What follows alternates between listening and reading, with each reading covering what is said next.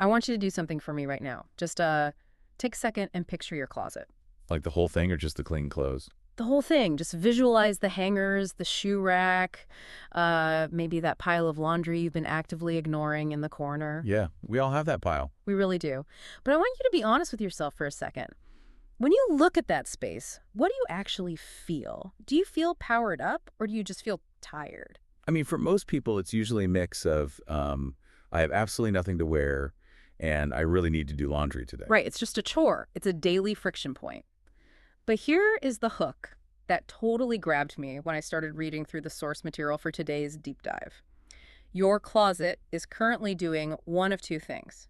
It is either coaching you or it is capping you. That is a pretty aggressive way to look at a wardrobe, I have to say. It is, isn't it? But stick with me here. Today, we are diving into a manifesto, and honestly, what feels like a behavioral psychology breakdown titled Dress Like the Future Version of You. It uses the philosophy of a brand called BKLEO Clothing as a case study. And the mission for this deep dive is to explain how the very first decision you make every morning completely sets the trajectory for your entire day. And we should clarify right out of the gate, this is not about fashion trends. No, not at all. This isn't about color palettes or what's in season or dressing to impress your boss. It's actually much more about how clothing functions as a tool for personal evolution and discipline. Exactly. So let's start with that fundamental shift. The text points out that most people view style as a way to impress others, to send a message outwards. Yeah. But the argument here is that highly powerful people use style to influence themselves. Yes, the inward influence. And that ties directly into a psychological concept called enclothed cognition. Enclose the cognition. Okay, let's unpack that term because it sounds a bit academic. It does, but the premise is fascinating. Basically, your brain is a meaning-making machine. It is constantly scanning your environment for cues about who you are and what you tolerate. And the clothes you wear are the closest physical environment you have. So it's looking for evidence of my identity. Exactly. The source material talks about this equation of identity plus addance. Oh. Let's say you claim the identity of a highly disciplined, driven person. You tell yourself, I'm a hard worker. Right. We all have those affirmations. But the brain is incredibly skeptical. It wants proof. Yeah. So if you say, I am a disciplined person, but you are sitting on the couch in stained sweatpants at 2 in the afternoon on a Tuesday, there is a massive disconnect. The physical evidence does not match the internal claim. Spot on. Yeah. Your brain spots that hypocrisy instantly, and it creates this subtle cognitive dissonance. You start feeling sluggish because your brain is matching your physical state. So if you dress like a disciplined person, you are feeding your brain the physical evidence it needs to actually be disciplined. Yes, and that creates momentum. The text specifically states that momentum is addictive. When you catch a glimpse of yourself looking sharp and capable, you tend to act capable. And when you act capable, you get better results, which makes you feel even more capable. It's basically hacking the old fake it till you make it advice, but making it tactile. Exactly. But I do want to touch on this idea of future you, because that phrase gets thrown around a lot in self-help circles. Oh, for sure. Usually future you is this mythical, flawless character. It's me, but I have a yacht, perfect teeth, and I wake up at 4 a.m. without an alarm. Right, the fantasy version. Yeah. But the manifesto grounds this concept in reality. Future you isn't a fantasy character. It is simply you minus the excuses. I love that definition. You minus the excuses. It's the version of you that actually executes the things you put on your to-do list. And the goal is to dress like that person on a random rainy Tuesday when you're just grinding through spreadsheets, not just on the day of the big presentation. Because that's when you actually need the psychological boost. You don't need coaching when you're already winning. You need it when you're in the trenches. Precisely. Now, this brings us to how BKLEO Clothing specifically implements this, which is through message-driven apparel. Yes, the slogans. Now, I have to be honest, when I first saw that we were looking at clothes with words on them, my mind immediately went to those cheesy bumper sticker shirts, live, laugh, love, or Saturdays are for the boys. Sure, novelty shirts.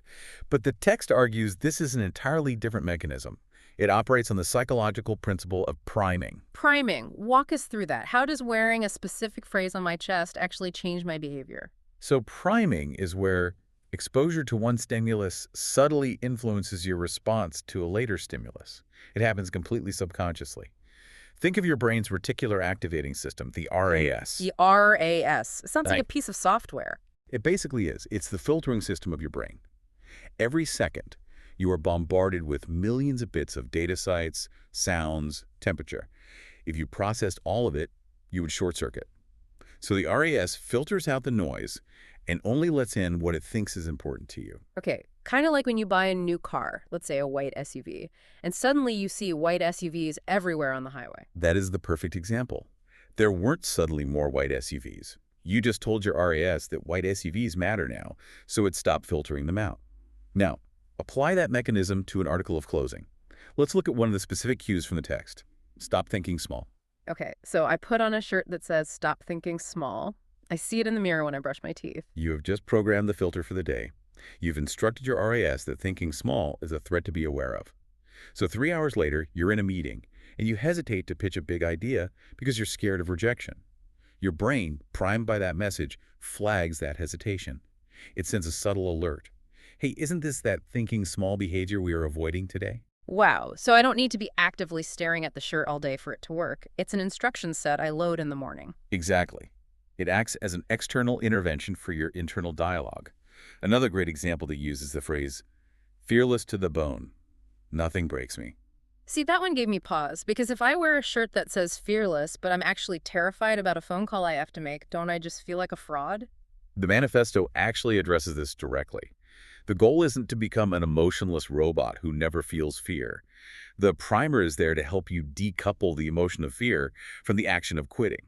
Ah, I see. So it allows me to feel the fear, but the shirt reminds me that my core identity is someone who pushes through it anyway. Yes, it helps you act in spite of the fear. It tells your brain, we might be shaking, but nothing breaks us, so we make the call. That is powerful. There's another phrase mentioned, building empire, one dream at a time. That is what I would call a patience primer. We live in such a dopamine-driven, instant gratification world. When we don't see results immediately, we want to quit. That specific phrase reframes the boring, tedious daily tasks. It reminds you that the spreadsheet you're working on isn't just busy work, it's a brick in the empire you're building. It makes the progress feel cumulative. And what about the tech-inspired one? Error 404, path not found. Create your own. That one is pure agency. That is for the days you know you are going to hit roadblocks. Usually when we hit a wall, our default script is, well, I guess it can't be done. This primer interrupts that default and replaces it with a new instruction. If the path is blocked, you are the kind of person who engineers a new one. It essentially turns your wardrobe into a form of active self-talk. Because we are talking to ourselves all day anyway, and let's face it, we're usually pretty mean to ourselves. We are brutal. We say things to ourselves we would never say to a friend. These garments serve as physical pattern and interrupts that negative looping. Now, let's pivot slightly, because we focused heavily on the individual brain. But the deep dive also touches on the environment and the people around us. They call it the tribe effect. Right. Humans are profoundly social animals. We become who we are within communities, and we unconsciously mimic our environment. If you walk into a break room where everyone is complaining about the boss, it takes a massive amount of mental energy not to join in. So how does what I wear change that dynamic? It functions as a signaling mechanism. The source refers to this community as the fearless frequency, or the game changers. When you wear message-driven clothing that aligns with growth and resilience, you are signaling to others, but most importantly to yourself, that you belong to a tribe of builders, not complainers. It reminds me of putting on a sports jersey. You are physically declaring your allegiance to a certain team and a certain set of values. And that shared identity is highly motivating. The source material actually includes some testimonials that highlight this. People like Marcus J. or Ashley R., who talk about these clothes not just as fabric, but as a way of stepping into purpose, or a physical reminder of not being who I used to be. That is deep. They're treating it almost like armor. Which brings us perfectly to the practical side of this manifesto, because they make a very clear distinction. Empowered people don't just get dressed, they gear up. Yes, gearing up. And this requires two ingredients according to the text. Signal, which is the mindset piece we just covered, and comfort, which is the physical body piece. Right. And the comfort aspect is crucial. There used to be this old school mentality that you should be a little uncomfortable to stay sharp. You know, wear a stiff collar or tight shoes so you don't relax too much. The whole suffering builds character look. Exactly.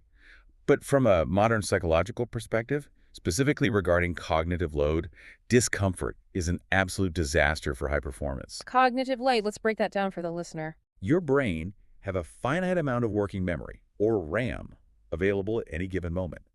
Every single time you have to adjust a waistband that's digging in, or scratch an itchy tag, or pull down a shirt that's riding up, your brain has to allocate RAM to deal with that physical distraction. It's stealing processing power. Yes, they are micro-distractions, Yeah.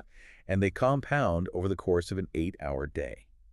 If you are constantly fighting the fit of your clothes, you are leaking energy that should be directed at your goals. You literally cannot achieve a flow state if your physical body is irritated.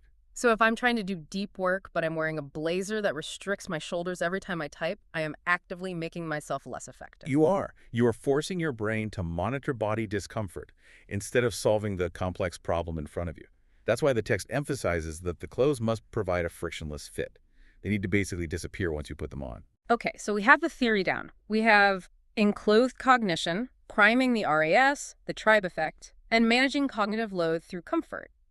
Now I want to get to what is arguably the most actionable part of this entire deep dive, the future you outfit framework. This is where the rubber meets the road.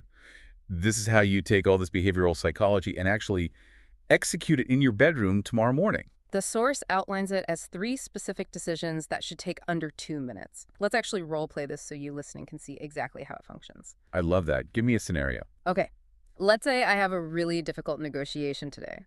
I am dreading it, I feel totally out of my depth, and my instinct is to just throw on my baggiest hoodie and shrink into the background. Walk me through step 1. Okay, step 1 is choose your identity cue. Notice the question you ask yourself is not, what do I feel like wearing today? Right, because I feel like hiding. Exactly. The question you must ask is, who do I need to be today to win this negotiation? Okay, I need to be solid. I need to be unshakable and totally objective. Perfect. So you look at your options, and maybe you choose the cue of the unbreakable or the challenger. You are actively casting yourself as the specific character required to win that specific battle. You pick the garment that carries that message. Okay, I have my character. What is step 2? Step 2 is choose your mission fit. This is the functional environmental check. You ask, what am I physically doing today? Well, I'm going into a high-stakes negotiation in a corporate setting. Right. So does a heavy gym hoodie fit that mission? No, that signals unprepared to your own brain and to the room. But a full tuxedo doesn't fit either. That would just be weird. So maybe it's a very clean, structured fit. Something sharp that makes me feel professional but doesn't restrict my breathing. Exactly. You match the aesthetic to the environment so there is no friction. If your mission was deadlifting at the gym, the fit would be activewear. If it's deep solitary coding, maybe it is that hoodie. But you always match the function to the mission. Got it. Now, step 3. And I have to say, this is the step from the text that blew my mind because it crosses the line from just getting dressed into actual habit formation. Step 3 is attach an action. This is creating the trigger. Explain how that works. Most people fail at this process because they put on the power outfit and they go to the kitchen, pour a coffee, and scroll on their phone for 30 minutes. And whatever psychological momentum they just built dies instantly. Exactly. You have to bridge the gap between looking the part and acting the part. The framework dictates that the very second the outfit is locked in, you must execute a micro-habit, a non-negotiable action. So in my negotiation scenario, I put on the sharp, structured outfit, I look in the mirror, then what do I do? Within seconds, you do something that proves you are that unshakable character. Maybe you stand in a power pose for 60 seconds. Maybe you speak your opening argument out loud to the mirror. Or maybe you grab a pen and write down the 3 specific terms you absolutely refuse to compromise on. It's a ritual. It's like a basketball player doing the exact same dribble sequence before taking a free throw. That is exactly what it is. Yeah. You are physically wiring an association into your brain. You are teaching your nervous system. When this specific gear goes on, we immediately switch into execution mode. If you do that consistently, eventually, just the act of putting the shirt on will automatically trigger that focus state. And this framework totally explains the capsule strategy they recommend at the end of the text. They argue you don't need a closet stuffed with 50 random disconnected outfits. No, that just creates decision fatigue. You end up staring at your closet every morning, wasting willpower. Right. Instead, they suggest building a small armory of identity staples. Yes, the capsule approach. Maybe you have 2 or 3 message tees for daily priming, 1 or 2 high-comfort hoodies for deep work days, and 1 sharp statement piece for the days you really need to command a room. It simplifies everything. You just look at your calendar, determine the mission, pick the corresponding uniform, and trigger the action. It transforms the closet from a storage unit for fabric into a tool for self-mastery. It's intentionality at its core. So as we wrap up this deep dive, let's distill the core takeaway here. We so often fall into the trap of thinking that confidence is a prerequisite for action. We tell ourselves, one day when I'm confident enough, I'll start dressing like a boss. Or when I'm successful, then I'll act like it. But the behavioral psychology outlined in this text proves it works the exact opposite way. Behavior produces the feeling. You act your way into a new way of thinking. You do not think your way into a new way of acting. And the absolute lowest friction, highest leverage behavior you have total control over every single morning is what you put on your body. It is the very first promise you make to yourself each day. If you choose the lazy option, you are starting the day by breaking a promise to your potential. But if you choose the future you option, you start the day with an immediate, undeniable win. You provide the evidence your brain is looking for.